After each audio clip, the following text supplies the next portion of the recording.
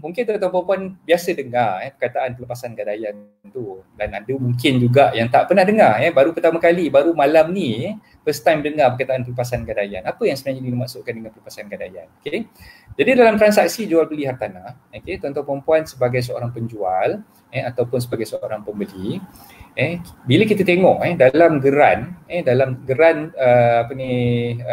hartanah tersebut, biasanya dekat bahagian geran tu dia muka surat kedua tu ada, dia tulis pemilikan dan alamat, kemudian dia tulis ada maklumat gadaian. Maklumat gadaian. Sekiranya tuan-tuan perempuan beli hartanah dulu, ni kita ceritakan dalam konteks penjual lah.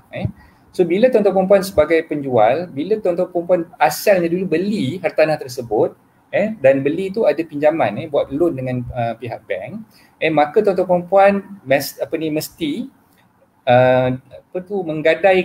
menggadaikan hartanah tersebut kepada pihak bank lah. Okay, so itu yang kita panggil pihak bank tu sebagai pemegang gadaian, dan kita ni kita panggil sebagai yang kita pinjam loan dengan bank tu, kita ni dinamakan sebagai penggadai. Okay. Jadi ingat terma tu, penggadai adalah kita sebagai peminjam, dan penerima gadaian tu adalah bank. Penerima gadaian tu adalah bank, tak kisahlah bank apa pun. Okay, so bila kita buat pinjaman dengan bank, kita gadaikan hartanah yang kita beli tadi tu kepada pihak bank. Okay. Sama juga konteks macam lebih kurang, kita beli kereta, kita buat pinjaman loan kereta dengan pihak bank juga. So bila kita tengok dalam geran kereta tu ada tertera hak milik dituntut oleh bank sekian-sekian, kan? Okay.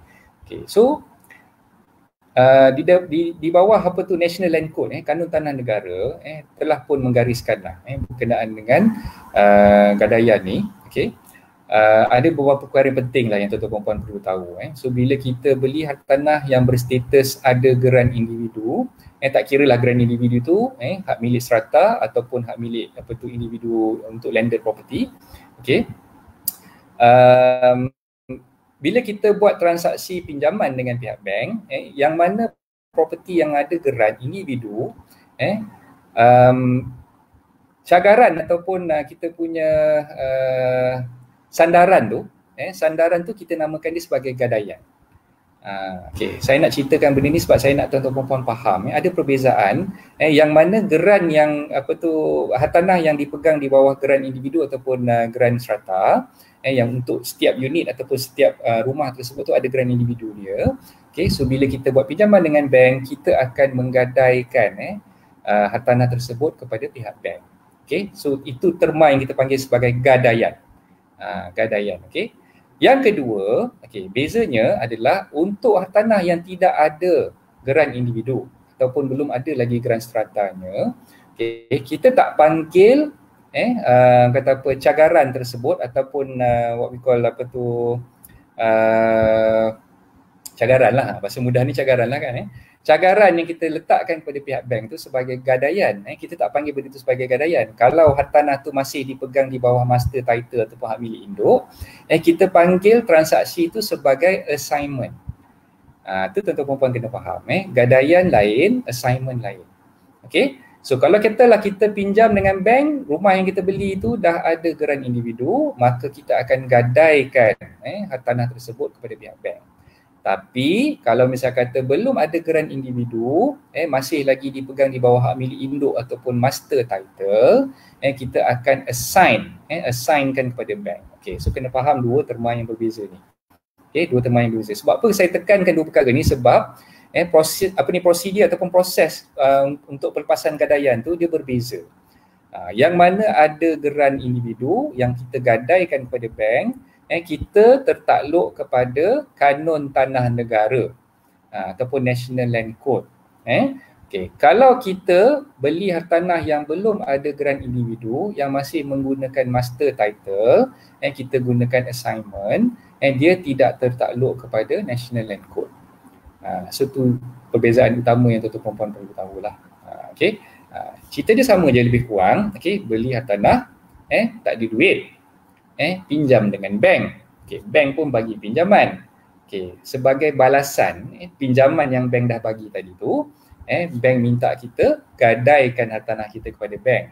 Okay, so bila masa kita ada, beli hartanah yang ada geran individu, kita gunakan instrumen gadaian. Okay, kalau sekiranya hartanah tu belum ada geran individu, masih dipegang di bawah master title, kita gunakan instrumen assignment. Okay, so faham ke faham? Okay, setakat ni apa yang saya terangkan tu boleh tangkap tak apa maksud dia? Kalau boleh faham, tolong tulis faham di situ. Okay, nama Cik Fauzi Wahab pun dah nampak kat situ. Waalaikumsalam Cik Fauzi, terima kasih join rancangan live kita pada malam ni.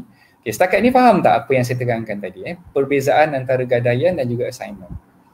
Okay. Penting untuk tuan-tuan puan tahu. Sebab apa? Kalau sekiranya hartanah yang digadaikan, yang di bawah instrumen gadaian tadi tu,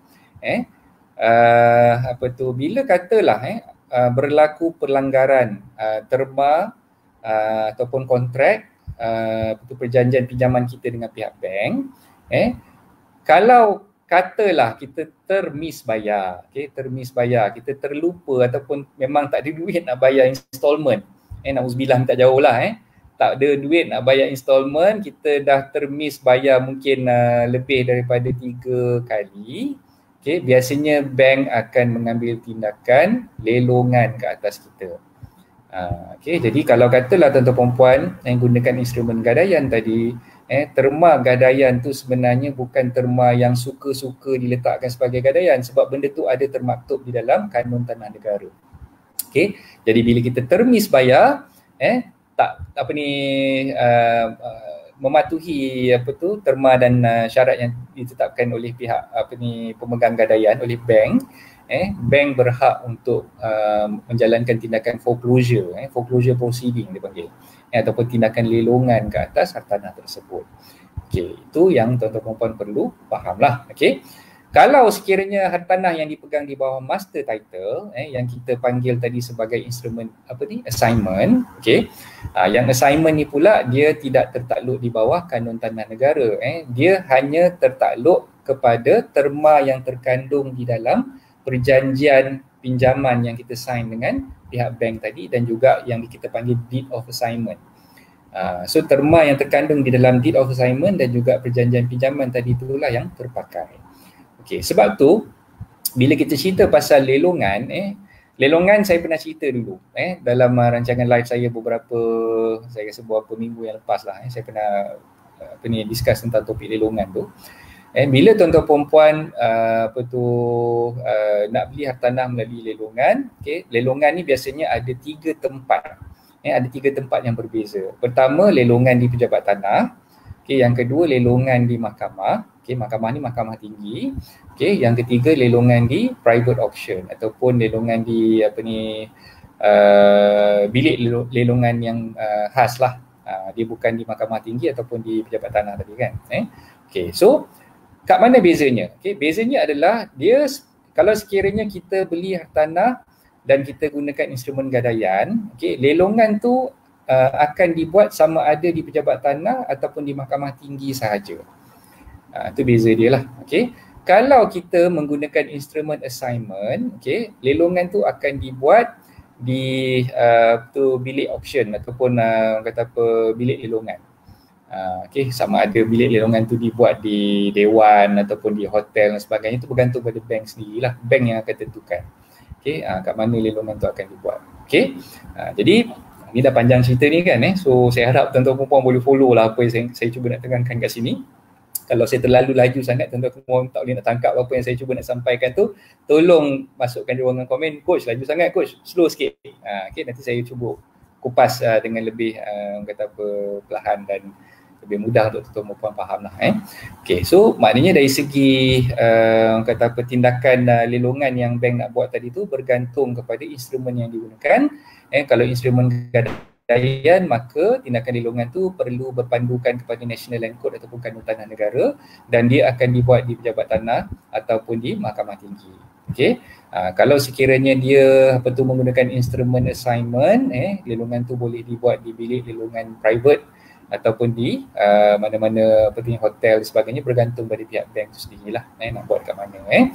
So itu sebagai mukadimahnya.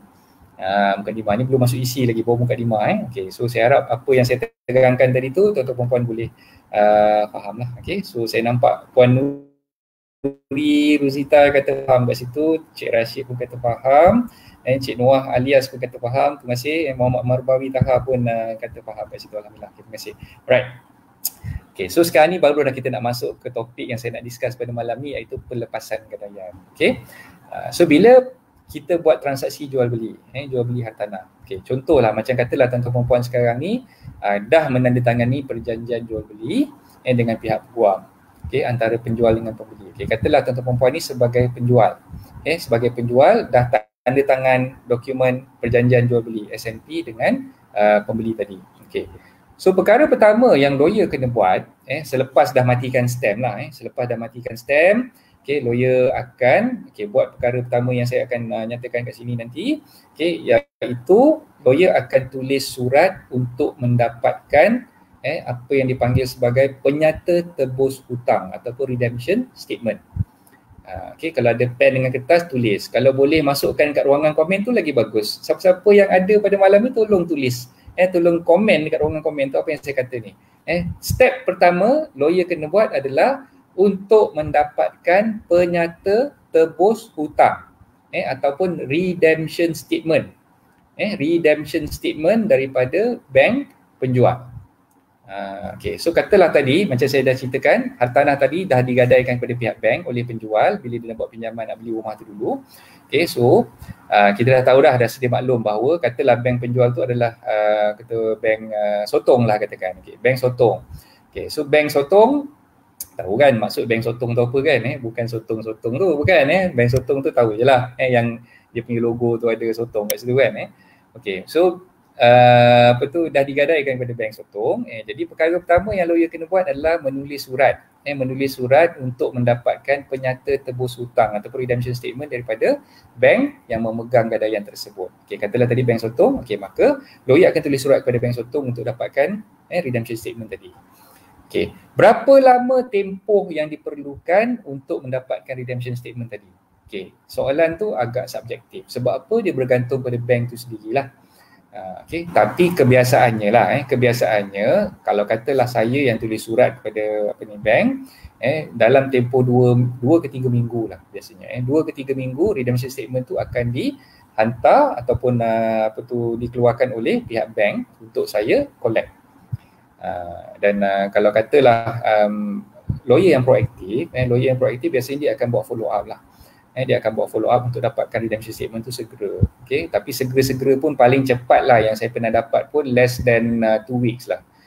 Paling cepat mungkin dalam tempoh 10 hari, 10 ke 12 hari macam tu lah. Tapi kebiasaannya dalam tempoh 2 ke 3 minggu. Okay, katalah saya tulis surat pada 1 hari bulan, mungkin pada 14 hari bulan Julai dah dapat lah dia punya redemption statement tu. Okay, so dalam redemption statement, dalam penyata tebus hutang, bank akan menyatakan baki yang perlu dibayar kepada bank yang memegang gadaian tadi oleh penjual untuk tebus hutang tersebut ataupun untuk tutup akaun tersebut dengan pihak bank tu lah. Okay, kalau tuan-tuan perempuan tak pernah tengok lagi redemption statement, okay, kebiasaannya bank akan keluarkan redemption statement ni untuk tempoh 3 bulan. Katalah sekarang ni bulan Julai, saya request penyata tebus hutang pada bulan Julai, maka bank akan keluarkan redemption statement tu untuk bulan Ogos, September dan juga Oktober, untuk 3 bulan ke hadapan. Dan jumlahnya untuk bulan Ogos lain, untuk bulan September lain, untuk bulan Oktober pun lain. Dia tengok daripada bulan pertama, bulan kedua dengan bulan ketiga tu, biasanya jumlahnya tu memang berbeza. Sebab apa? Bank menganggap bahawa penyata tebus hutang tersebut bila kita request, baki hutang tu akan bertambah disebabkan installment tu tak dibayar. Installment tu tak dibayar kepada pihak bank lah. Sebab tu dalam penyata tebus hutang tu kalau kita tengok figurnya, jumlah yang diletakkan oleh pihak bank tu akan bertambah dari bulan pertama, bulan kedua dan juga bulan ketiga. Dia berbeza. Okay. Dan memang jangan tanya saya kenapa, tapi memang bank punya prosedur dia memang macam tu. Sebab dia anggap bahawa installment bulanan tu tak dibayar oleh penjual kepada bank dia lah. Okay. Soalan seterusnya mungkin tuan-tuan dan puan akan tertanya-tanya, okey, bila kita dah request redemption statement, adakah penjual masih perlu membayar baki ataupun membayar monthly installment seperti mana biasa? Jawapan kepada soalan itu ialah ya, kena bayar lagi. Masih perlu membayar kepada bank yang memegang gadaian tersebut monthly installment seperti biasa. Katalah monthly installmentnya 1,500 bulan, maka untuk bulan Julai itu dah tentu dia kena bayar lah kan. Bulan Julai kena bayar, bulan Ogos kena bayar, bulan September pun kena bayar lagi. Berkemungkinan bulan Oktober tu dia tak perlu bayar lagi lah. Bergantung kepada cepat tak cepat proses bayaran tebus hutang tu release ataupun dilepaskan oleh bank pembeli kepada bank yang memegang gadaian tersebut ataupun bank penjual tadi. Okay. Katakanlah bank Sotong sebagai pemegang gadaian. Okay. Bank Rimau sebagai pembiaya untuk pembeli ataupun loan pembeli tadi tu dia buat pinjaman dengan bank Rimau kan. Okay. Jadi bila lawyer request penyata tebus hutang daripada bank Sotong, lawyer akan terus tulis kat situ, sila keluarkan penyata tebus hutang in favor of bank Rimau. Okay. Betul, atas nama bank Rimau. Sebab apa? Nanti dalam penyata tebus hutang tu dia bukannya setakat meletakkan figure yang perlu dibayar. Dia akan letakkan juga apa yang dipanggil sebagai undertaking. Undertaking daripada pemegang gadaian tu kepada bank yang membiaya bagi pihak pembeli tadi. Contoh macam tadi saya dah bagi contoh, bank Sotong dia akan keluarkan redemption statement ke atas bank Rimau. Okay, so jadi maknanya dalam redemption statement tu dia akan keluarkan terus atas nama bank Rimau lah. Okay. Bank Rimau, hutang yang perlu ditebus oleh peminjam di dalam kes ini adalah untuk bulan Ogos 230,000. Untuk bulan September 232,000. Untuk bulan Oktober 234,000. Itu sebagai contoh lah, sebagai contoh. So bila kita dah terima je penyata tebus hutang daripada bank Sotong tadi, lawyer akan terus majukan penyata tebus hutang tadi tu kepada bank pembiaya untuk pembeli tadi. So maknanya bila kita dah terima je penyata tebus hutang, lawyer akan tulis surat untuk menghantar serah penyata tebus hutang tadi tu kepada bank pembiaya bagi pihak pembeli pula. So bila dah terima pula benda tu, dah terima penyata tebus hutang tu, bank Rimau ni akan keluarkan ataupun akan what we call disburse sebahagian pinjaman yang perolehi oleh pembeli tadi untuk menebus hutang bank Sotong tu. So inilah proses yang kita panggil sebagai first disbursement. First disbursement ataupun pembayaran pertama lah. Pembayaran pertama oleh bank pembiaya yang dia akan terus bayar daripada bank Rimau tu terus bayar kepada bank Sotong. So tuan-tuan puan mungkin pernah terdengar perkataan advice release. Advice release kan. So kalau katalah lawyer yang uruskan perjanjian jual beli tadi tu adalah lawyer yang sama menguruskan pinjaman pembeli dengan bank pembiaya dia. So lawyer yang sama tu juga akan keluarkan surat yang kita panggil sebagai advice release letter. Surat menasihati bank pembiaya untuk pembeli tadi tu untuk melepaskan sebahagian daripada pinjaman pembeli tadi tu kepada pemegang gadaian ataupun bank yang menjadi pembiaya bagi pihak penjual untuk tebus hutang tu dululah. Itulah yang kita panggil sebagai redemption sum ataupun redemption payment. Saya nampak ada yang dah mula start pening-pening kat situ kan. So saya minta maaf lah, saya cuba nak sampaikan benda ni semudah yang boleh supaya tuan-tuan puan boleh faham. Kalau masih ada lagi yang tak faham tu mungkin boleh masukkan di ruangan komen lah. InsyaAllah saya akan cuba jawab kat sini. Saya nampak Tuan Mi Afonso. Oh, nama macam Alfonso di Albuquerque ni kan. Teringat belajar sejarah masa tingkatan 1, 2 dulu kan. Selepas penjualan sesuatu rumah, apa lagi yang penjual boleh tuntut? Contoh dari MLTT, MRTA, apa-apa dari insurer ni boleh tuntut tak? Sekejap, saya keluarkan dulu soalan Tuan Mi Afonso ni. bagus soalan ni. Okay. Bila kita dah buat penebusan kata apa tu, bayaran tebus hutang daripada kata apa bank pembiaya yang apa ni membiayai pinjaman pembeli tadi tu, dah release untuk first disbursement yang saya sebutkan tadi tu, dah bayar kepada apa tu bank penjual untuk tebus hutang. Okay, sebenarnya kalau katalah kita ada package ataupun kita diinsurankan ataupun ditakafulkan masa kita buat pinjaman tu dulu, kita ni sebagai penjual lah, kita takrifkan kita ni sebagai penjual. Okay, so masa kita buat pinjaman dengan bank kita dulu sebagai penjual, sebenarnya MRTT ataupun MRTA tu kita boleh buat cancellation, kita boleh buat cancellation selepas bayaran tebus hutang tu dah dibayar kepada bank pembiaya untuk penjual tadi tu lah. Kepada bank kita lah kan. Okay. So bila dah tebus hutang, kita boleh request untuk MRTT ataupun MRTA itu dibatalkan. Dah dibatalkan, bila dah dibatalkan tu nanti ada kata apa rebate lah. Kita sebutkan sebagai rebate. Rebate yang akan dibayar balik oleh insurance company ataupun takaful company tadi tu kepada kita. Katalah mula-mula dulu kita ambil pinjaman dengan bank sotong tu, kita punya insurance company yang cover kita tu katalah nama dia Aviva lah katakan sebagai contoh. So Aviva jadi takaful provider untuk pinjaman yang kita buat. Okay. Alhamdulillah nyawa kita panjang, kita tak meninggal. Kita boleh orang kata apa jual rumah tu dan kita boleh tebus hutang tu daripada bank sotong.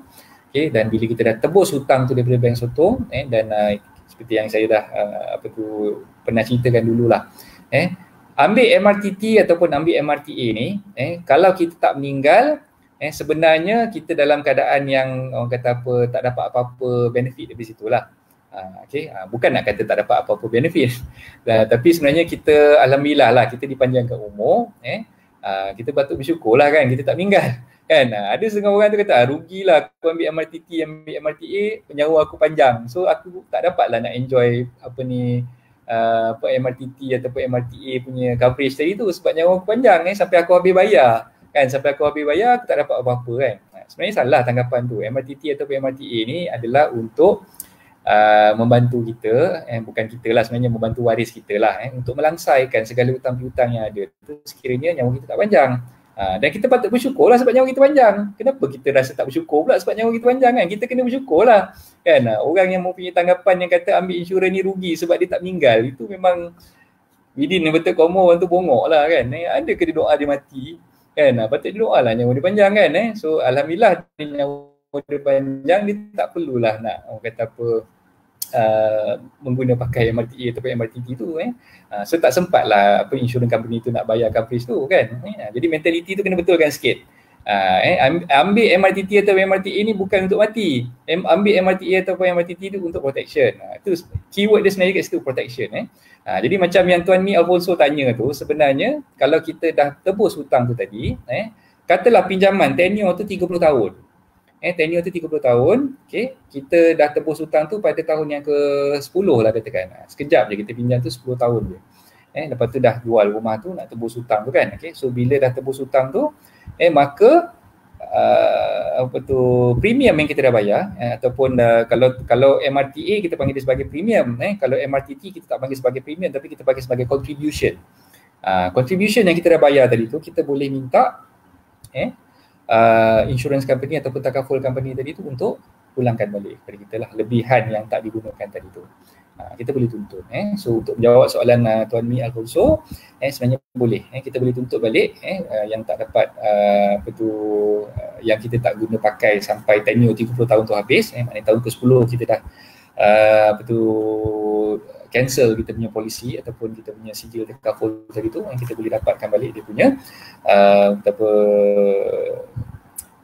unallocated premium lah ataupun unallocated contribution. Okay, itu sebenarnya dia punya inilah. So saya harap Tuan Mi faham lah kat situ.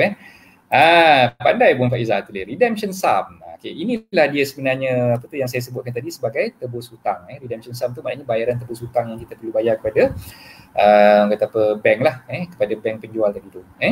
Okay, so berbalik kepada, sekejap saya tengok lagi ada soalan ni. Okay, kita tengok sekejap soalan Tuan Ikram Asy'ari. Jika penjual masih mempunyai gadaian, pihak lawyer akan mengemukakan satu surat dipanggil redemption statement untuk meminta penyata baki hutang. Okay, right. Average masa agak subjektif. Selalunya LPPSA lagi lama untuk kita dapat redemption statement selepas kita request. Okay, ni point yang bagus ni Tuan Ikram ni. So mungkin Tuan Ikram biasa berurusan dengan LPPSA, jadi dia tolong apa ni catatkan di situ. Terima kasih Tuan Ikram. Redemption statement juga mempunyai expired date. Bank biasa sedianya 3 bulan dan LPPSA 6 bulan. Okey, terima kasih Tuan Ikram. Okey, so bukan soalan, punya penerangan. Okey. Saya suka Tuan Ikram punya kata apa contribution di situ. Apa tu sekurang-kurangnya boleh membantulah tuan-tuan perempuan yang mungkin kurang apa ni arif ataupun tak biasa dengan kata apa penebusan hutang ni. Okay, terima kasih banyak Tuan Ikram Asy'ari atas perkongsian yang telah diberikan tadi. Betul untuk LPPSA biasanya akan bagi untuk tempoh 6 bulan. Lambat tak lambat tu sebenarnya bergantung kepada orang yang menguruskan. Okey, yang menguruskan tu lawyer lah. So kalau katalah lawyer tu dah hantar surat tapi dia tak buat follow up, memanglah lambat. So tuan-tuan perempuan perlu kejarlah lawyer-lawyer yang menguruskan urusan jual beli tuan-tuan perempuan tu. Sekiranya dia katalah LPPSA ni lambat lah, memang lambat, sejak azali dulu memang lambat kan. So sebenarnya tak betul, tak betul. Saya ada pengalaman dan saya dah pernah berurusan dengan diorang. Sama je, namanya resamnya manusia. Resamnya manusia ni kita kena selalu kata apa, ada courtesy lah, ada courtesy untuk call, ada courtesy untuk pergi ke sana untuk tanya status macam mana. Kalau apa ni kita pergi ke sana kita mengadap kejap LPPSA di Putrajaya tu, kalau katalah kebetulan tuan-tuan perempuan memang berada di apa ni sekitar Lembah Kelang dekat dengan Putrajaya, pergi je pay a visit to them, pay a visit to them dan cuba request benda tu apa ni dibuat segera lah. Dan pengalaman saya memang kalau kita buat follow up insya-Allah dapat cepat.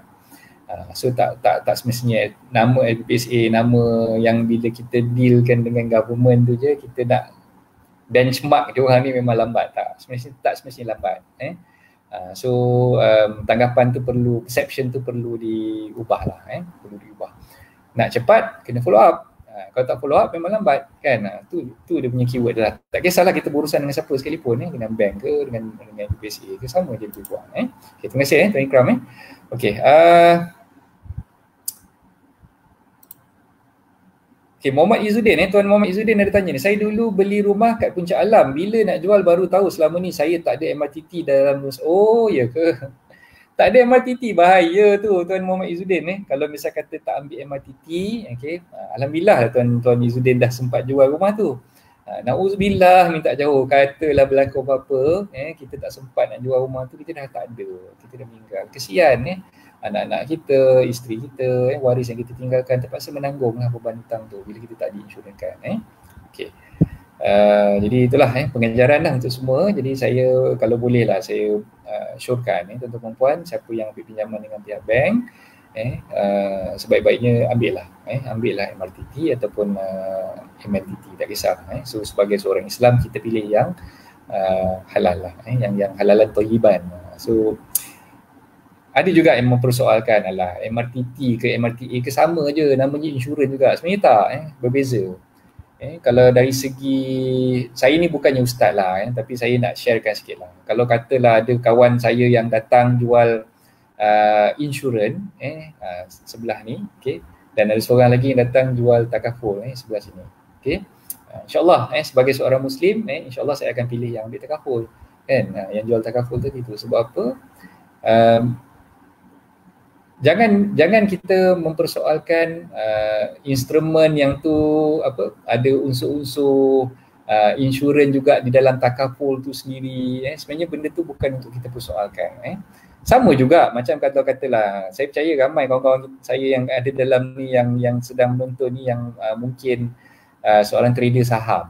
Okay, sekarang ni tengah panas, ada dua sifu saham yang tengah duk sibuk mencari orang kata apa participant untuk dia punya seminar kan saya tak nak kupas lah siapa kan. Seorang tu tak berapa handsome sangat tapi dia kaya. Yang seorang lagi tu mungkin dia orang kata apa lebih lay back sikit lah kan. Dia punya iklan tiap hari dengar kat radio kan Okay, so bila kita beli saham tiap hari kita orang kata apa trade kadang-kadang kita tertanya-tanya saham ni kejap syariah compliance kejap tak syariah compliance hari ni katalah dia dalam status syariah compliant mungkin 2-3 bulan lepas tu dah tak syariah compliant pula. Jadi kita pening kan nak buat macam mana kan. Jadi bagi kita yang orang kata apa memilih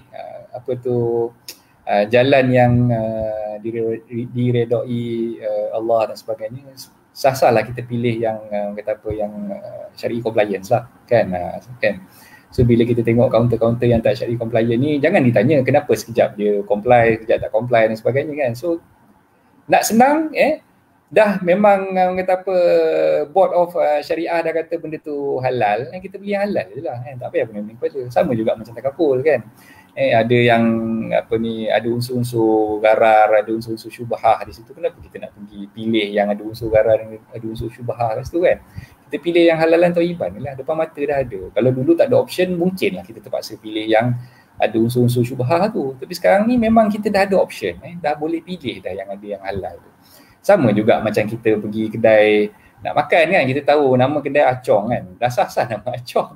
Tapi dia tulis no pork no lard, kita masih lagi masuk ke situ. Itu yang ramai beratur yang jadi viral apa semua kan. No pork no lard belasah je masuk kan. Dah tahu memang toke nama kedai pun Acong kat situ kan. Kenapa kita nak masuk ke kedai yang memang kita ada rasa syubhah kat situ? Kita beli yang halal lah. Kita banyak lagi benda yang halal kan. Kedai Mak Minah ada, Mak Cik Kiyah ada, macam-macam kedai yang memang kita dah tahulah yang Muslim punya owner dan sebagainya. Kita pilih yang masih lagi ada unsur-unsur syubhah, ada unsur gharar kan. Jadi kalau boleh elakkanlah, elakkan. Panjang pula saya berceluting malam ni.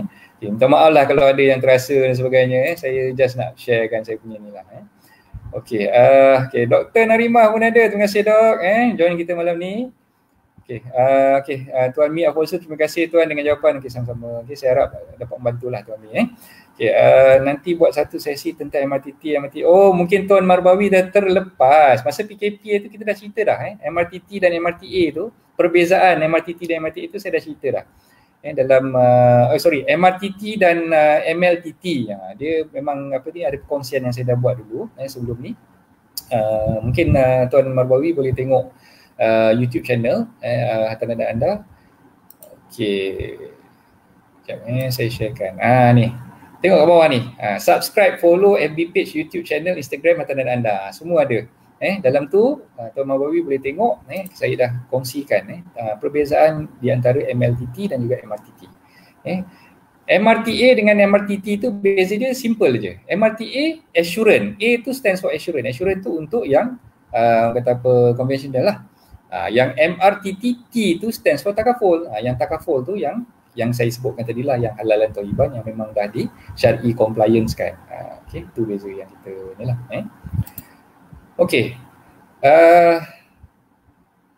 Nif Kuzairi.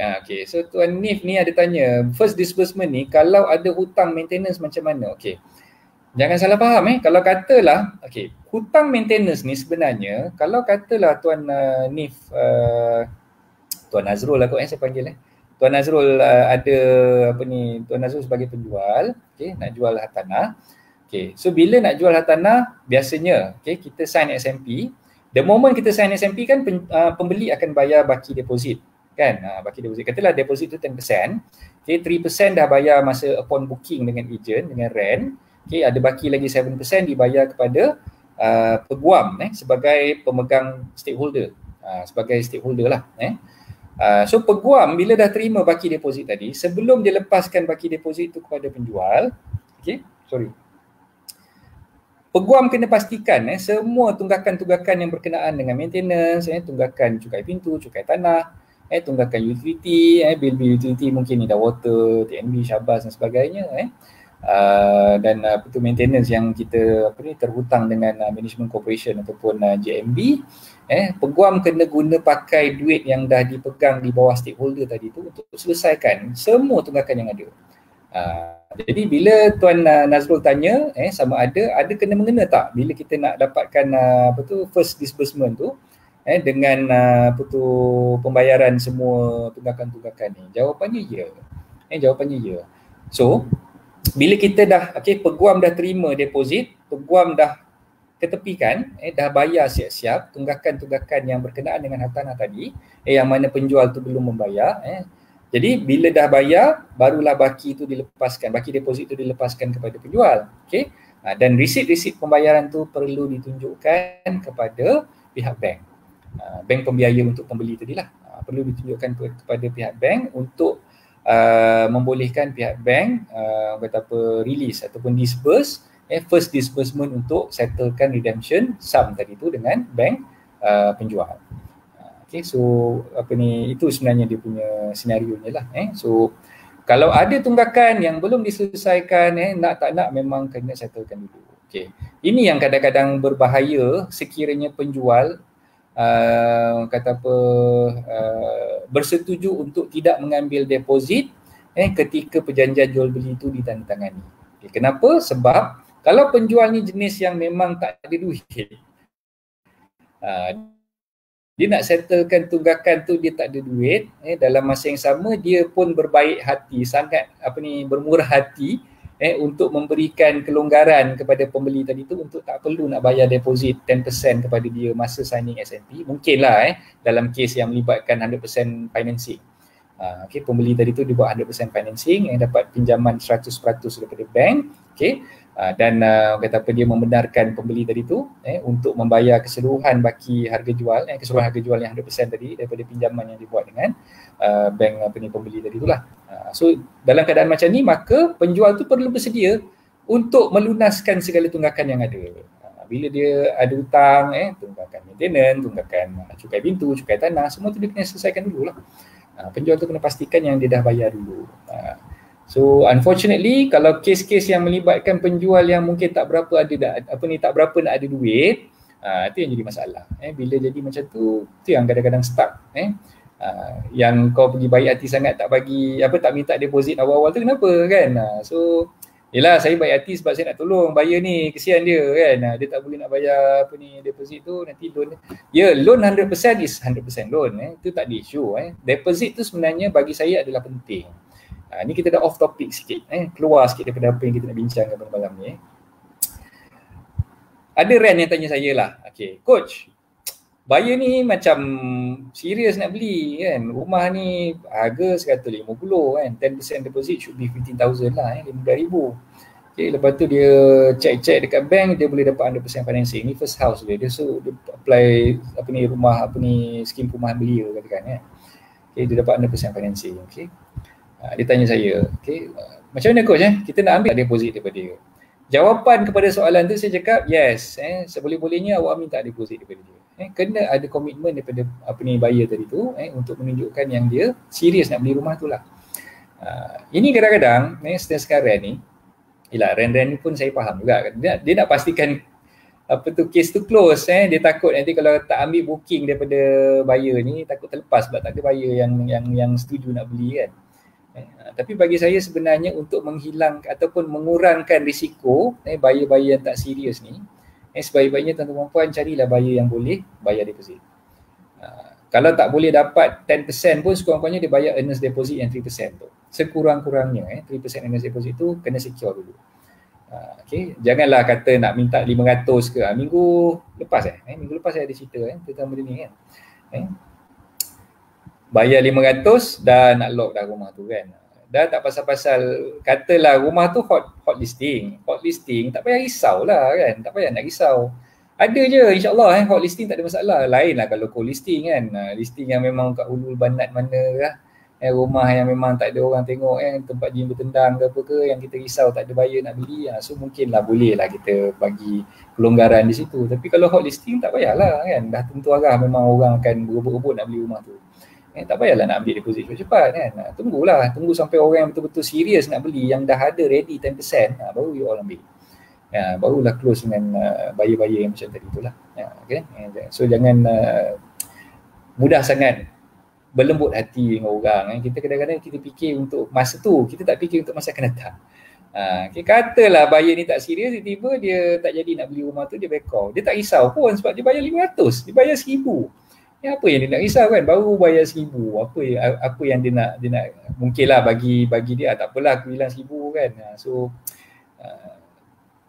which is sadly untuk kita sebagai rent ni, tuan-tuan perempuan sebagai rent ni, yang mana duit yang effort yang tuan-tuan buat tu sebenarnya tak berbaloi dengan apa yang tuan-tuan perempuan akan terima. Jadi filter buyer yang betul-betul nak beli, yang serius, yang dah ada 10% baru ambil. Okay. So Tuan Nazrul, saya harap soalan Tuan Nazrul dapat jawapan kat situlah yang saya dah tengokkan tadi. Okay. Muhammad Izzuddin okay. Macam mana kalau rumah dah tak ada loan tapi owner muflis sebab personal loan since 2011? Okay. Baki hutang tinggal belas-belas ribu. Okay. Ada cara tak owner nak jual rumah tu? Berapa lama proses boleh jual rumah tu? Okay. Bila penjual tu dah diisytiharkan sebagai seorang bankrupt, okay, tuan-tuan perempuan perlu faham those yang dah diisytiharkan sebagai bankrupt, okay, sebelum tu saya nak kupas sikit. Individu, orang perseorangan kita panggil dia sebagai bankrupt, ataupun kita panggil dia sebagai muflis lah.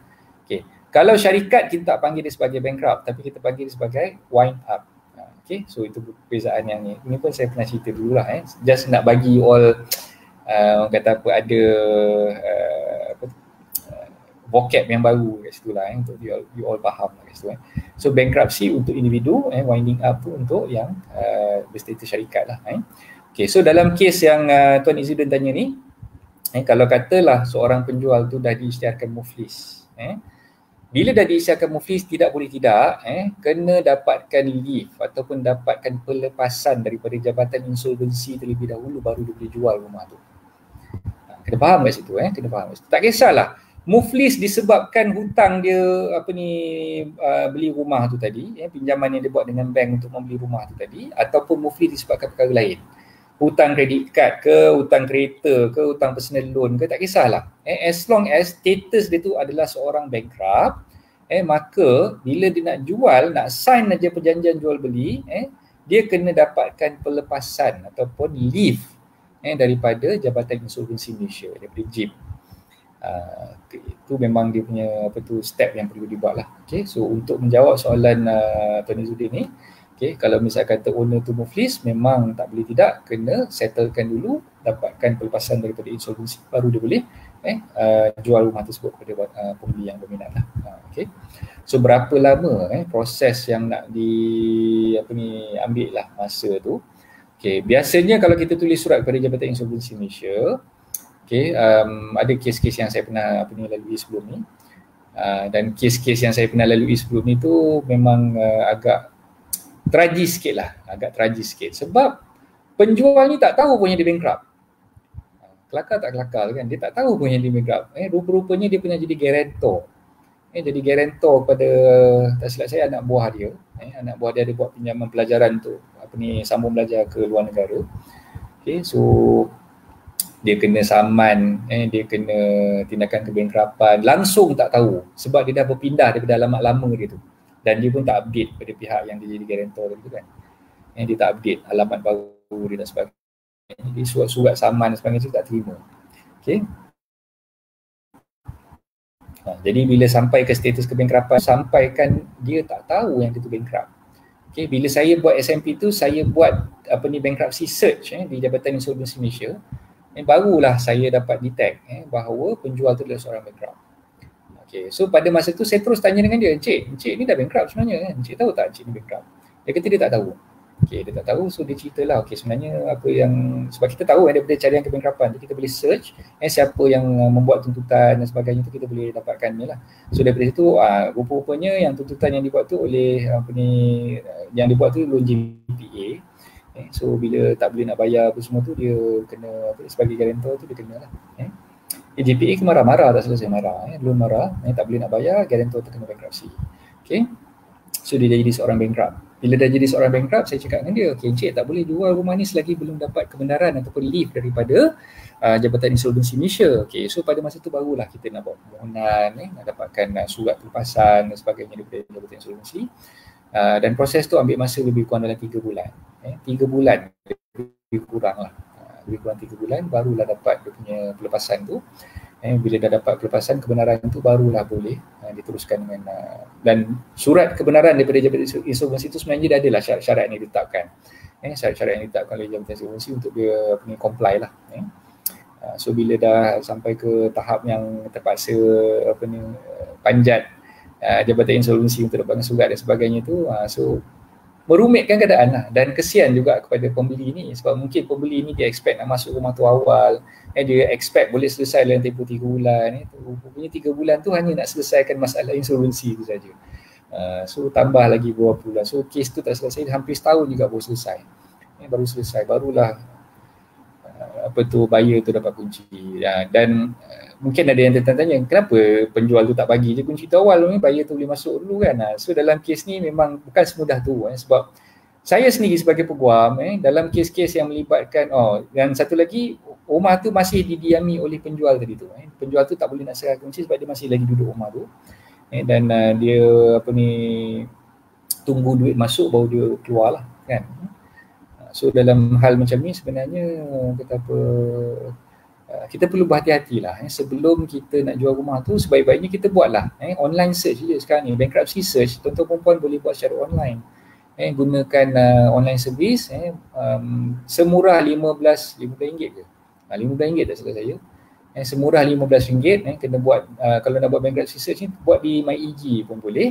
RM15, kita bayar kepada MyEG, nanti kita terus dapat on the spot result tu, kita ni bankrupt ke tidak. Check dulu tuan-tuan. Okay, so itu antara perkara-perkara yang tuan-tuan perempuan perlu tahu. Okay, so saya harap saya dah menjawab lah soalan Tuan Izzuddin kat situ. Oh, Hafi baru join. Okay, Waalaikumsalam Hafi, terima kasih. Lama tak nampak Hafi. Okay, Tuan Nazrul kalau tak move list lagi, try minta deposit tinggi sikit untuk bayar hutang tu. Deposit sama je. Deposit tu maksud biasanya deposit dalam perjanjian jual beli ni terbagi kepada dua. Satu yang kita panggil sebagai earnest deposit, yang satu lagi tu kita panggil sebagai balance deposit. Kan, earnest deposit tu kalau katalah kita berurusan dengan rent ataupun perunding hartanah. Perunding hartanah tu bila kita nak sign booking form, booking form dengan perunding hartanah tu, biasanya perunding hartanah tu akan minta 3%. 3% sebagai earnest deposit. Okay? Dan balance deposit tu masa kita nak sign SMP dengan peguam. So bila nak sign SMP dengan peguam, tak boleh tidak, kita kena bayar baki deposit yang 7% lagi tu masa upon signing of the SNP lah. Dia total semua sekali 3.7 dapat 10% lah kan. So 10% ni adalah jumlah yang biasa, jumlah yang biasa dalam urusan jual beli hartanah lah. Okay. Jadi kalau kes-kes yang luar biasa, ada juga kes-kes saya yang saya kendalikan, mungkin deposit yang diletakkan tu lebih daripada 10% ada. Tapi sebenarnya saya lebih suka untuk syorkan kepada tuan-tuan perempuan guna pakai yang 10% tadi tu. Guna pakai yang 10% tadi tu, tak perlu nak ambil lebih. Sebab apa? Klausa dalam SMP ada sebut sekiranya pembeli membatalkan perjanjian jual beli atas alasan yang memang dengan sengaja lah, dengan sengaja membatalkan perjanjian jual beli tersebut, maka penjual berhak untuk forfeit deposit yang telah dibayar. Okay. So cuba bayangkan, tuan-tuan perempuan bayangkan, katalah deposit yang di-collect tu lebih daripada 10%. Tak ke benda tu menganiaya pembeli tu pula kan? Katalah kita collect, okay, aku nak jual rumah aku ni, aku nak letakkan 30% deposit. Nak ambil, tak nak sudah. Kan? So sampai ke sudah tak jual rumah tu. Okay, so kita letakkan 10% tu dah cukup memadai lah. Okay, sebagai penalti, kalau katalah pembeli itu membatalkan perjanjian jual beli dengan sewenang-wenangnya tanpa alasan yang kukuh, kita boleh forfeit duit 10% deposit yang tadi bayar oleh pembeli tadi. Okay. Sama juga kalau penjual, kalau katalah penjual tu tiba-tiba tak jadi pula nak jual rumah tu, sayang pula lah, aku sayang lah rumah ni, aku ingat nak bagi kat anak aku lah, tak jadilah pembeli, saya tak jadi nak jual rumah ni, bye bye. Boleh bye-bye macam tu je? Tak, bukan boleh bye-bye macam tu saja. duit deposit yang dia dah collect tadi tu dia kena pulangkan balik kepada pembeli. On top of that, dia kena tambah lagi 10% sebagai penalti kepada pembeli. So maknanya 10 plus 10 lah. So 10% dah dipulangkan balik kepada pembeli, tambah lagi 10% sebagai penalti ganti rugi kepada pembeli tadi tu. Okay, so tuan-tuan puan kena faham kat situ lah. Itu dia punya senario dia. Okay, ada lagi tak soalan-soalan daripada tuan-tuan puan? Okay, kalau tak ada saya boleh teruskan. Saya rasa tak ada ni. Mungkin tak ada yang, saya minta maaf lah kalau saya tak sempat nak sapa tegur seorang-seorang pada malam ni. Okay, kita teruskan dengan pengisian saya yang tergendala sekejap tadi. Okay, bila dah terima tebus hutang, bayaran redemption sum dah dibayar oleh bank pembeli kepada bank penjual, okay, maka bank penjual akan menandatangani dokumen yang dipanggil pelepasan gadaian. Ini yang dipanggil sebagai discharge of charge. Nampak tak yang saya tulis? Oh ni. Sekejap saya patah balik kat sini. Ni. Kat bawah saya ni, topik pelepasan gadaian, discharge of charge, okey. Barulah bank penjual akan menandatangani dokumen yang dipanggil sebagai discharge of charge, ataupun dekat kanun tanah negara kita panggil benda tu sebagai borang 16N. Borang pelepasan gadaian tu borang 16N. Okey. Berbalik kepada kes yang melibatkan hartanah yang tidak ada geran individu ataupun belum ada geran strata. Okay, dia masih pegang di bawah hak milik induk ataupun master title. Okay, dokumen yang kita gunakan bukannya borang 16N tadi, tapi dokumen tu kita panggil sebagai deed of release and reassignment ataupun deed of receipt and reassignment. Okay. Dalam bahasa Melayunya yang mudah untuk saya bagi tahu kat sini adalah surat ikatan serah hak semula. Okay, maknanya bank dia serah balik rumah tu kepada penjual. Okay, surat ikatan serah hak semula, deed of receipt and reassignment. Okay, itu dia punya kata apa, dokumen yang digunakan untuk hartanah yang belum ada individual title ataupun belum ada geran strata. Okay, dia masih dipegang di bawah master title. Okay, jadi perlu faham kat situ, kalau saya ulang balik apa yang saya dah cerita mula-mula tadi. Dah ada geran individu, dah ada geran strata, kita panggil benda tu sebagai gadaian dan benda tu govern di bawah National Land Code, di bawah kanun tanah negara. Okay. Kalau hartanah yang masih di bawah master title, yang belum ada geran individu, yang belum ada geran strata, kita akan panggil benda tu sebagai assignment, dan surat ikatan yang digunakan tu dipanggil deed of assignment. Okay, itu masa kita nak buat pinjaman dengan bank, kita tanda tangan dokumen tersebut lah. Okay, so bila kita dah selesaikan tebus hutang, dah bayar redemption sum kepada bank penjual tadi tu, maka bank penjual akan gunakan 16N ataupun dokumen discharge of charge untuk melepaskan gadaian bagi hartanah yang dah ada geran individu ataupun geran strata. Okey, bagi hartanah yang belum ada geran individu ataupun geran strata yang masih dipegang di bawah master title, pihak bank akan menandatangani dokumen yang dipanggil sebagai deed of receipt and reassignment. Okey. Kalau tuan-tuan perempuan tanya dengan lawyer, biasanya lawyer akan gunakan istilah tu DRR. Ingat DRR. Okey. Siapa-siapa boleh tolong komen kat bawah ni? Tolong tuliskan kat situ deed of receipt and reassignment. Okey. Nak senang tulis DRR kat situ. DRR. Jadi semua faham. So bila call lawyer, lawyer sekarang ni apa status Oh sekarang ni tengah nak buat DRR lah. Apa benda lah pula DRR ni. Kan? So dah terpinga-pinga tak tahu kan. Ni saya terangkan kat sini lah. DRR tu maksudnya deed of receipt and reassignment, maknanya dokumen pelepasan gadaian. Yang masih belum, yang hartanah tu masih belum ada geran individu ataupun geran strata, kita gunakan DRR tadi. Okay. So saya harap ni tuan-tuan faham lah. Okay, saya tengok Tuan Marwawi ada soalan ni. Proses jual beli tanah sama saja kan dengan rumah?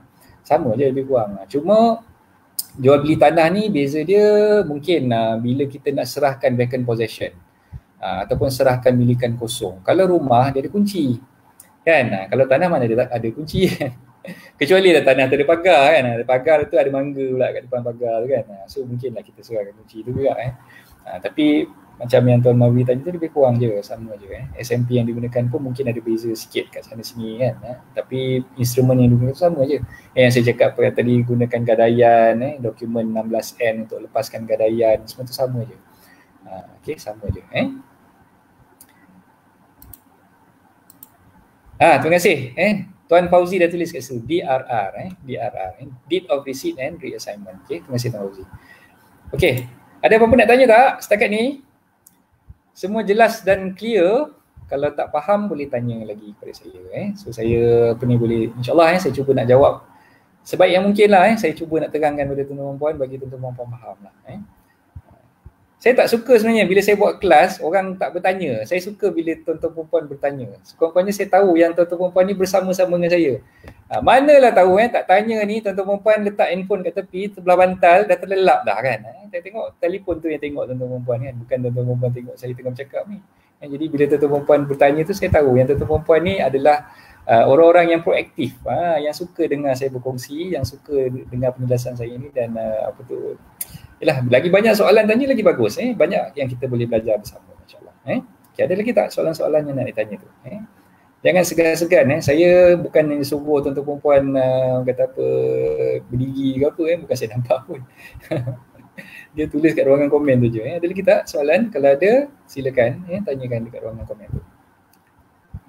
Okay, siapa-siapa yang baru join yang mungkin terlepas apa yang saya ceritakan tadi, okay, boleh tengok baliklah, rewind balik. Saya nak ulang balik, saya rasa dah 3 kali dah kot saya ulang benda yang sama kan.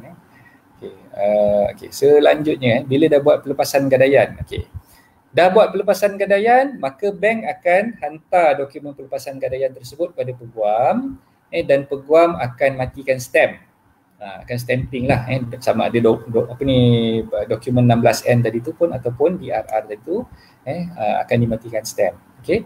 So untuk 16N ni tadi, pelepasan gadaian tu tadi, dia akan daftar bersama-sama dengan dokumen pindah milik untuk menukar nama penjual kepada nama pembeli serentak.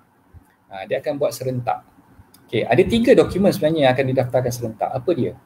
Pertama, dokumen pelepasan gadaian, borang 16N tadi tu. Itu yang pertama. Yang kedua, dokumen pindah milik ataupun borang 14A. Ni yang selalu orang panggil MOT tu kan. MOT ni jangan salah faham, MOT tu bukan stamp duty. MOT tu sebenarnya stands for Memorandum of Transfer, borang 14A. Ni kadang-kadang saya geram juga orang yang selalu bercakap ni MOT berapa, MOT berapa. Jangan cakap MOT, cakap stamp duty. Dia nak maksudkan MOT tu adalah stamp duty sebenarnya, tapi dia cakap MOT berapa coach? Ni termasuk sekali ke apa quotation yang coach bagi ni sekali dengan MOT ke? Sebenarnya bukan MOT. Istilah yang kita gunakan MOT itu sebenarnya untuk Memorandum of Transfer, borang pindah milik 14A tu. Ini yang selalulah Ren selalu iklan dalam ni kan. Ni pun kadang-kadang saya nak tegurkan jugalah ni. Free MOT, free SPA. Bukan free MOT, free stamp duty. Free stamp duty, free SPA, SPA punya legal fee lah kan. So yang MOT itu sebenarnya adalah dokumen pindah milik. MOT itu adalah Memorandum of Transfer, itu sebenarnya istilah yang sebenarnya. So kita nak cerita free itu, kita cerita perkara yang betul lah. Ini nak menunjukkan yang tuan-tuan perempuan ni profesional ke tidak kan. So kadang-kadang kita gunakan istilah, katalah yang kita jual rumah tu dengan lawyer. Dengan saya sebagai contoh kan. Tuan, rumah ni developer bagi sekali dengan MOT. Sekali dengan MOT ni kan. Saya, dalam hati saya cakap, kau ni rent berapa tahun dah jadi rent ni nak cerita benda pun dengan aku pun tak apa-apa nak ni kan. So mungkin agak malu sikit lah kan. So kita cerita benda yang orang kata apa tepat lah. Bila kita nak cakap dengan orang tu, kita cakap benda tepat. Sebenarnya yang kita istilahkan sebagai stamp duty tu yang ditanggung oleh pemaju. Bukannya MOT tu. MOT tu sebenarnya borang 14A tu, borang Memorandum of Transfer ataupun borang yang digunakan untuk didaftarkan di pejabat tanah. Itu sebenarnya kita panggil sebagai MOT. Banyak saya melalui. Saya dah lupa dah apa saya cakap tadi. Berkenaan dengan pendaftaran. Pendaftaran tadi ada 3 dokumen dibuat serentak. Pertama tadi borang pelepasan gadaian ataupun 16N tadi. Yang kedua adalah dokumen pindah milik ataupun MOT tadi, borang 14A. Dan yang ketiga adalah MOC. MOC ni dipanggil apa? Memorandum of Charge ataupun dokumen gadaian ataupun borang 16A. Kan? Okey, lepaskan gadaian di antara penjual dengan bank dia. Pindah milik di antara penjual dengan pembeli. MOC ataupun Memorandum of Charge ni di antara pembeli dengan bank pembeli lah.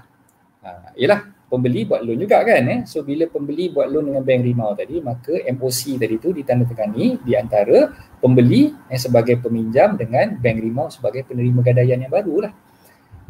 Jadi itu step dia. Kena lepaskan gadaian, kena pindah milik, kena daftarkan gadaian yang baru serentak di pejabat tanah. So nanti dia akan masuk serentak. Dia akan masuk serentak. Dekat dokumen dia panggil resit perserahan ataupun presentation receipt. Dalam resit perserahan tu nanti dia akan nyatakan 3 perkara ni ada dalam resit perserahan tu. Jadi dia bukan buat berasingan. Ni ada yang tanya saya, coach, nak lepaskan gadaian dulu ke, nak pindah milik ke, nak buat charge ni dulu? Tak, semua tu akan daftar serentak. No such thing as hari ni buat pelepasan gadaian, lusa buat pindah milik, 3-4 hari lepas tu baru buat apa tu gadaian. Tak, kita masukkan sekali agung. Itu prosedur yang sebenarnya. Okey. Tuan Fauzi, ada tanya kita ni, apa akan berlaku pelepasan gadaian belum selesai, penjual atau pembeli meninggal dunia? Okey. Pelepasan gadaian belum selesai, penjual ataupun pembeli meninggal dunia. Okey. So dalam SMP biasanya ada sebut in the event of death. Tak kisahlah siapa yang meninggal, penjual meninggal ke ataupun pembeli meninggal. Okey, sebenarnya dalam SPA apa yang boleh dibuat oleh kedua-dua pihak.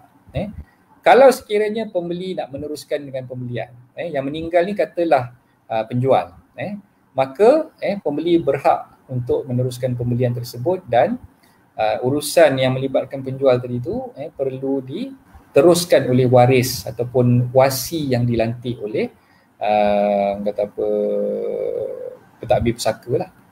Jadi pentadbir pusaka itu yang menguruskan harta pusaka si mati tadi tu, dia boleh meneruskan dengan apa-apa transaksi yang tergendala lah selepas penjual tadi tu meninggal.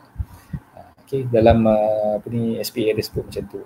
Ataupun pembeli tadi tu berhak untuk membatalkan perjanjian jual beli tadi dan meminta waris si mati tadi tu, waris penjual tadi tu untuk memulangkan balik deposit kepada dia lah. So dalam SPA biasanya memang ada klausa tu, dipanggil what we call specific performance. Ini yang istilah yang digunakan dalam SPA. Tuan-tuan perempuan kalau ada SPA tu boleh belik-belik. Specific performance tu memang ada lah. So memang clause tu diletakkan di dalam perjanjian jual beli. So kalau salah satu pihak meninggal, waris tu boleh teruskan bagi pihak yang meninggal tadi tu. So itu dia punya inilah. So dalam kes yang melibatkan loan dah didisbursekan oleh bank, katalah sekarang ni loan dah didisbursekan oleh bank kepada bank penjual.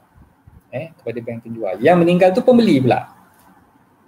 Yang meninggal tu pembeli pula kan. Kat situlah sebenarnya keuntungan, bukan keuntungan lah meninggal apa yang untungnya kan bukan keuntungan maksud saya kat situ yang sebenarnya pentingnya betul perkataan yang patut yang sesuai digunakan, pentingnya ada MRTT ataupun MLTT itu.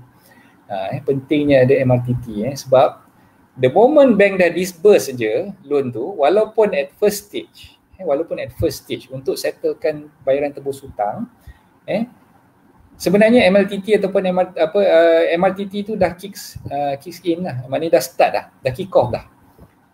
So MRTT punya coverage tu sebenarnya bila dah disburse je, walaupun first disbursement, consider benda tu dah start.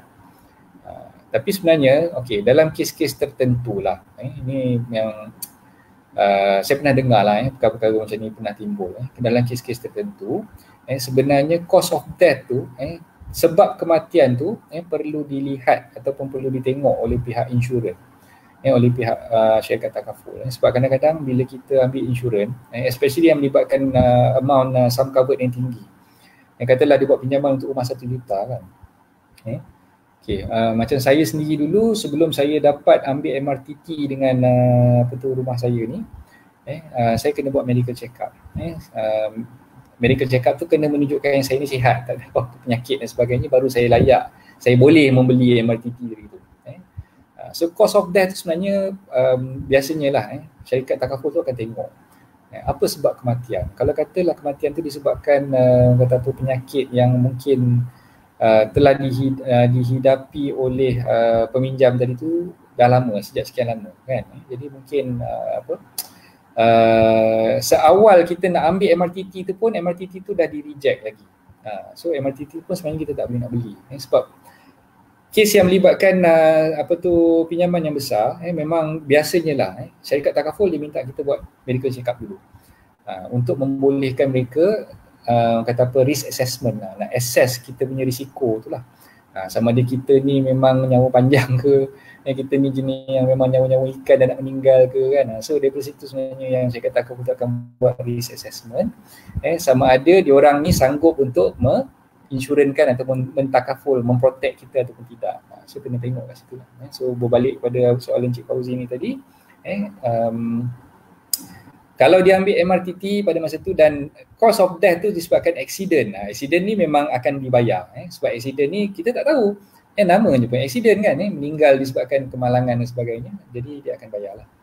Tapi kalau meninggal disebabkan penyakit klinikal yang mungkin kita dah cancer stage 4 lah masa tu, masa tu dah cancer stage 4, yang syarikat takaful ni pula masa yang dia buat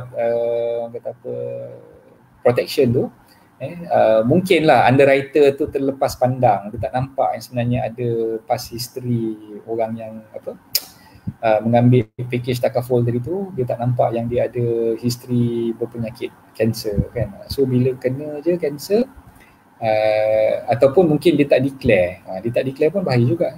So tuan-tuan puan, dalam borang untuk kita beli MRTT tu, dia minta kita disclose, dipanggil disclosure document lah. Kita kena disclose lah semua kalau kita ada past history penyakit ke apa ke. Kadang-kadang dia tanya kita, ayah kita ada darah tinggi ke tidak, adik-beradik kita ada penyakit-penyakit yang bahaya ke tidak kan. So dia minta kita disclose kat situ sebab dia nak tengok betul-betul nak assess kita punya risk tu, sama ada kita ni berisiko tinggi atau tidak sebelum dia boleh memberi package takaful kepada kita. Jadi kalau dalam kes yang Cik Fauzi tanya ni, kalau dia meninggal disebabkan accident, dia ambil package MRTT, maka bayaran tebus hutang yang dah dibayar oleh bank tadi tu, syarikat insurans akan cover balik. Jadi end of the day memang dia tak perlu waris yang ditinggalkan tu tak perlu nak membayar lagi lah benda tu. Okay. So itu dia punya ni lah soalan ni. Okey, Tuan Marbawi dah tulis kat sini 3 borang serentak 16N, 14A, MOT dan 16A. Yes, betul. Okey, terima kasih Tuan Marbawi. Okey, setakat ni ada apa-apa nak tanya? Okey. Sekarang dah pukul 10.36. Ui, sejam setengah dah saya bersiaran ni, lebih kurang.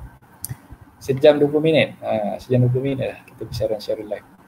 Okay, so kalau tak ada apa-apa soalan, saya rasa itu saja penerangan saya untuk malam ni yang berkenaan dengan pelepasan gadaian. Okay, so bila dah daftarkan pindah milik, dah daftarkan 16N untuk pelepasan gadaian, borang 14A MOT tadi untuk pindah milik dan juga 16A untuk mendaftarkan gadaian yang baru bagi pihak pembeli tadi, maka lengkaplah cycle transaksi jual beli tadi tu.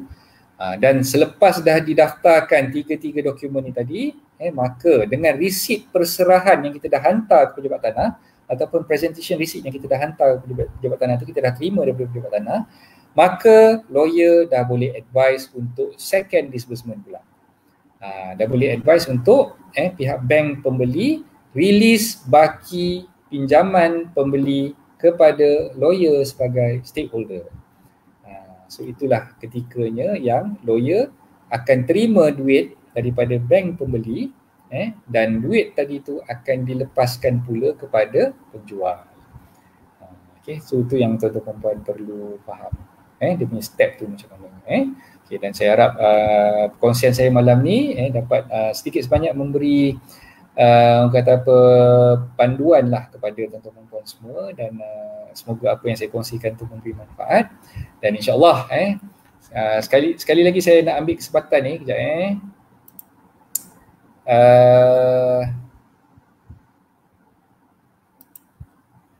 okey. Kat bawah ni saya ada bagi link untuk siapa-siapa yang mungkin baru join rancangan live saya dan mungkin baru je follow page Hartanah dan Anda. Saya dah buat e-book, dan tuan-tuan perempuan boleh dapatkan e-book saya itu secara percuma melalui link yang saya dah tuliskan kat bawah ni.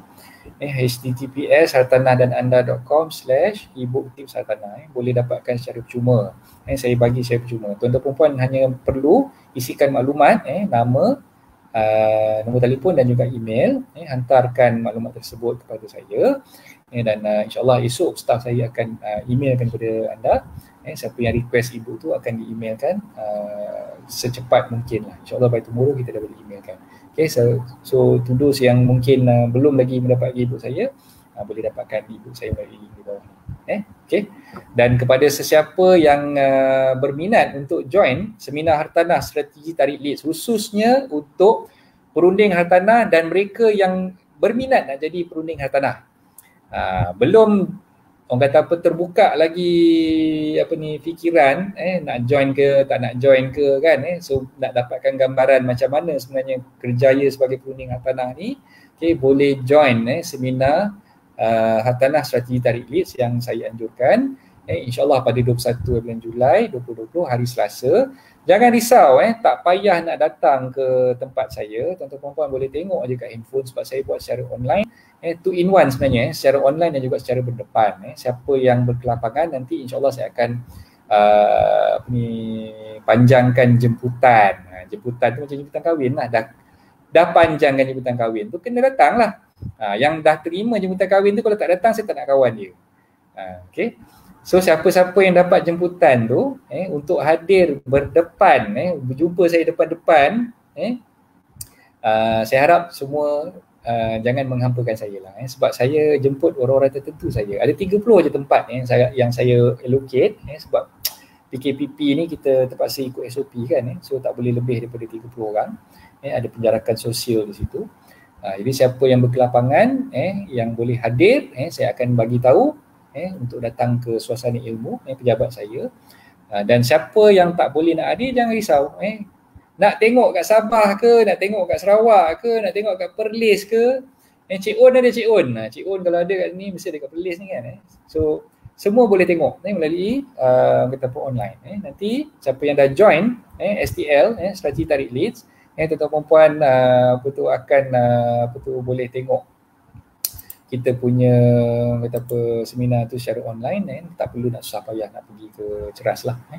So itu sajalah perkongsian saya. Nak tahu berkenaan dengan STL, tengok post yang saya dah pin dekat page Hartanah Anda, ada linknya kat situ. Klik je link tu dan boleh join group tersebut. So kita akan buat perkongsian di dalam grup seminar Hartanah Strategi Tarik Leads. Okay. So itu sajalah perkongsian saya untuk malam ni. Terima kasih banyak-banyak kepada tuan-tuan perempuan yang sudi bersama-sama dengan saya. Pagi tadi dah tengok muka ni, malam ni tengok lagi muka ni kan. So terima kasih banyak-banyak lah. So saya harap tuan-tuan perempuan tak jelak lah tengok muka saya kan.